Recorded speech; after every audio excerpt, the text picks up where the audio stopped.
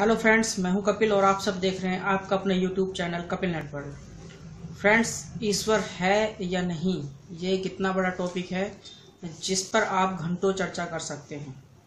यहाँ तक कि बहुत सारे विद्वान, साइंटिस्ट और बहुत सारी चीज़ों से, तर्क वितर्क से सभी लोगों ने ये सिद्ध करने का प्रयास किया है कि ईश्वर है या नहीं है।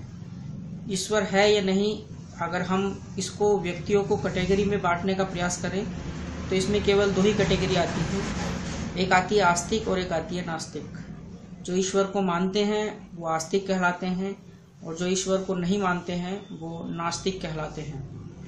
फ्रेंड्स, आज मैं आपको इस वीडियो में ये बताने जाने जा रहा हूँ कि ऐसे बहुत सारे महान व्यक्ति हैं, दार्शनिक हैं, ऐसे बहुत सारे जो दुनिया में फेमस व्यक्ति हैं, उन्होंने ईश्वर को मानने से नकारा है या ईश्वर को नहीं माना है, यूँ कह सकते हैं। फ्रेंड्स, आज ऐसे ही मैं आपको 7 विद्वानों के बारे में बताऊंगा जिनके कथन स्पष्ट रूप से ईश्वर के लिए हैं। तो फ्रेंड्स, सबसे पहला मैं आपको बताने जा रहा हूँ जो सबसे बड़े फेमस रहे हैं, सुकरात, जो दार्शनिक हैं, जो फिलोसफर रहे हैं, उन्होंने ईश्वर के बारे में अपनी क्या सोच रखी थी।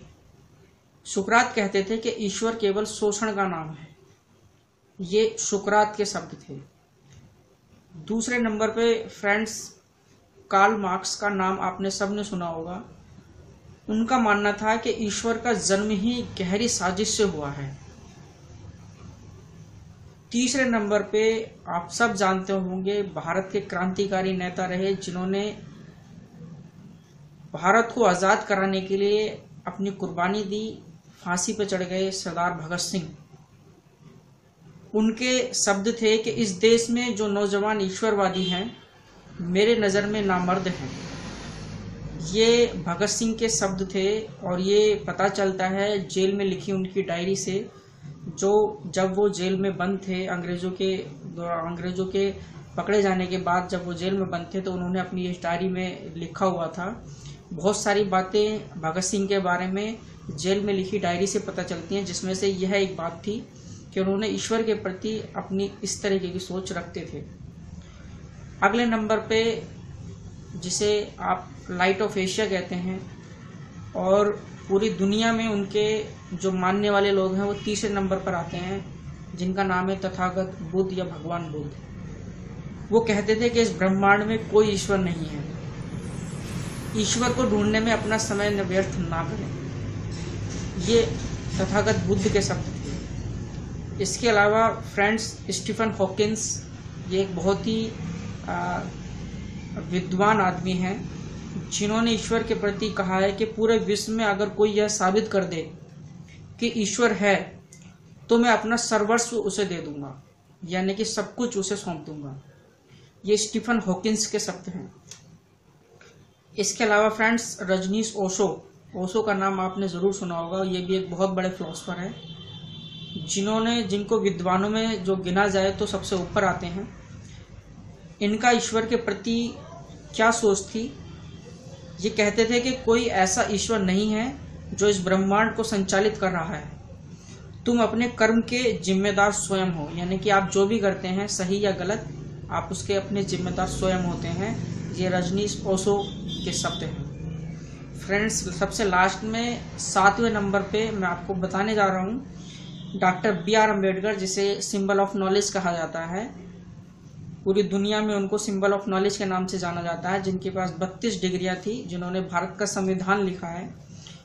उनको मानना था कि जिस दिन ये मंदिर जाने वाली भीड़ स्कूल की तरफ जाने लगेगी, उस दिन यह देश खुद ही विकसित होना शुरू कर देगा। ये फ्रेंड्स 7 विद्वान फिलोसफर जिन्होंने अपनी अपनी सोच ईश्वर के प्रति रखी थी, और इनको हम कह सकते हैं कि ये पूर्ण रूप से नास्तिक सोच है, नास्तिकवादी थे, जिन्होंने ईश्वर के सिद्धांत को मानने से या ईश्वर को मानने से पूरी तरीके से नकार दिया। सुकरात, Karl Marx, Bhagat Singh, Tathagata Buddha, Stephen Hawkins, Rajneesh Osho और डॉक्टर B.R. अम्बेडकर।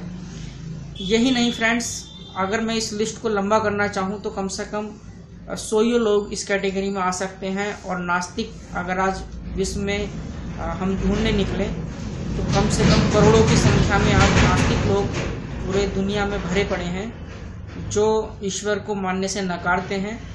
आज फेसबुक और व्हाट्सएप जैसी चीज़ों पर नास्तिक ग्रुप बने हुए हैं जो अपनी अपनी नास्तिकता को दर्शाते हैं, अपनी सोच को दर्शाते हैं। तो फ्रेंड्स, ये वीडियो आपको कैसी लगी? अगर आपको ये वीडियो अच्छी लगी, आपको इन महान विद्वानों की सोच अगर अच्छी लगी, या आपको इस बारे में और जानने के इच्छुक हैं, तो आप इनको पढ़ सकते हैं, इनको समझ सकते हैं, इनकी बायोग्राफी को पढ़ सकते हैं, इनके विचारों को पढ़ सकते हैं, इनके द्वारा लिखी गई किताबों को पढ़ सकते हैं। तो फ्रेंड्स, अगर ये वीडियो अच्छी लगे तो लाइक करें, शेयर करें, कमेंट्स करें, और मिलता हूँ नेक्स्ट वीडियो में। तब तक के लिए धन्यवाद। जय हिंद, जय भारत।